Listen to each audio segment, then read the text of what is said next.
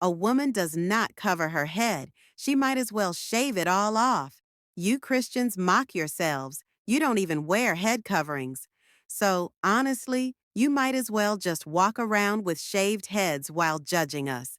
I went from Catholicism to agnosticism to spirituality and even to witchcraft. Yes, I was a witch. But eventually, alhamdulillah, I became a Muslim. I converted in Mexico, a place where there isn't much exposure to different religions. Back then, I used to read the Bible. I would go to church and pray. But I found so many contradictions in the Bible, and the idea of Jesus being God made absolutely no sense to me. So I became agnostic. Then I got more into spirituality, which led me down the path of New Age beliefs. Crystals, tarot cards, all that aesthetic stuff. Later, when I moved abroad and was exposed to other cultures and religions, things changed. I met an Arab man. He's my husband now. Yes, that's what the ring is for, alhamdulillah. Say mashallah, please. I used to watch how he prayed 5 times a day, how he fasted during Ramadan, how he didn't drink or smoke. It sparked my curiosity about Islam. But at the same time, I was very stubborn. I used to be one of those people who said, I'll never be Muslim. I'll never read the Quran. I'll never wear the hijab. And now, just look at me. I started doing research. It took time, but I was serious about it. I would say within a week of deep searching, I took my shahada. I already knew a few things, but I was dedicating every day to learning about Muslim women who had converted. I listened to scholars, read the Quran, and studied a lot in the beginning. And suddenly, everything started to make sense. Why Muslim women wear the hijab, why modesty matters. I fell in love with Islam. It was like a veil was lifted from my eyes. Everything just clicked.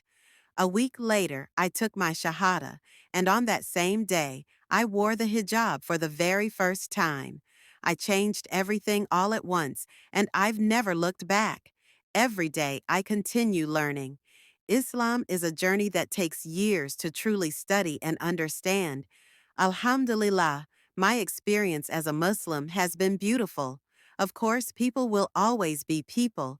There will always be someone ready with a negative comment. But to be honest, I don't care, no matter what anyone says or how much they judge me.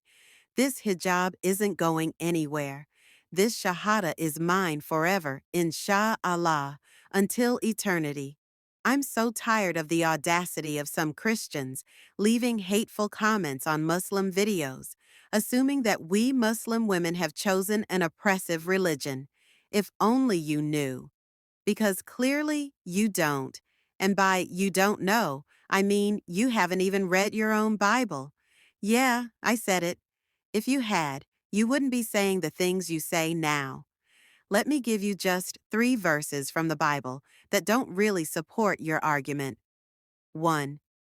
If a woman does not cover her head, she should have her hair cut off. Yet you Christians mock us while not even wearing veils yourselves. So go ahead, shave your heads if you're going to ridicule us.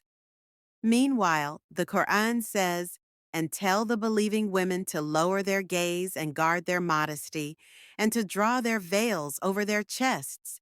We don't force anyone, but we do choose to obey, and we wear our veils proudly. 2. What does the Bible say about divorce? But I tell you that anyone who divorces his wife, except for sexual immorality, makes her the victim of adultery, and anyone who marries a divorced woman commits adultery.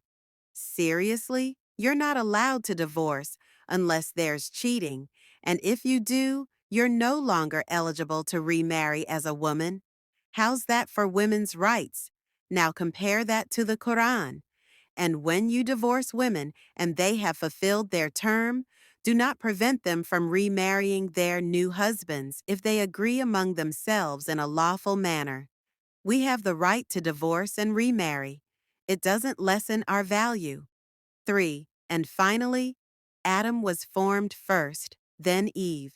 Women must remain silent. There are numerous verses in the Bible that command women to stay silent in churches, but look at the Quran. Their Lord responded to them, I do not let the deeds of any one of you go to waste, male or female. You are from one another.